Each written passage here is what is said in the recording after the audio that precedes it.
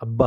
మళ్ళీ మళ్ళీ తినాలనిపించే కోడి పలావ్ పక్కా కొలతలతో. ఇక్కడ కనిపించేవన్నీ మెత్తగా పేస్ట్ చేసుకోండి. కడిగి పెట్టిన చికెన్‌లో మసాలా వేసుకొని, ఇక్కడ కనిపించేవన్నీ కూడా మనం వేసుకొని, లాస్ట్‌లో నిమ్మకాయ పిండుకొని, బాగా కలుపుకొని, ఒక గంటైనా ఉండేవాలి. ఆ తర్వాత ఇంకో గిన్నె పెట్టుకొని, అందులోకి 3 గ్లాసుల బియ్యం కడిగి నానబెట్టుకోవాలి.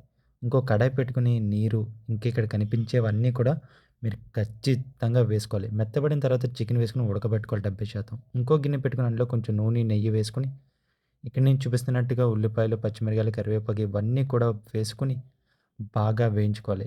మసాలా వేసుకొని పచ్చి వాసన పోయేదాకా లో ఫ్లేమ్‌లో ఖచ్చితంగా వేయించి తీరాలి. నేను చూపిస్తున్నట్టు అన్నింటిని వేసుకొని 1:2 రేషియోతో నీళ్లు పోసుకొని, అవి మరిగిన తర్వాత మనం బియ్యం వేసుకోవాలి.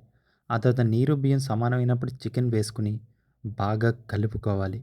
కలుపుకొని ఆ నీరు కూడా ఇంకిపోయిన తర్వాత అప్పుడు తవా పెట్టుకుంటే వేడి వేడి కోడి పలావ్ రెడీ. ఇలాంటి మరెన్నో వీడియోస్ కోసం ఇప్పుడే మన ఛానల్‌ని సబ్స్క్రైబ్ చేసుకోండి.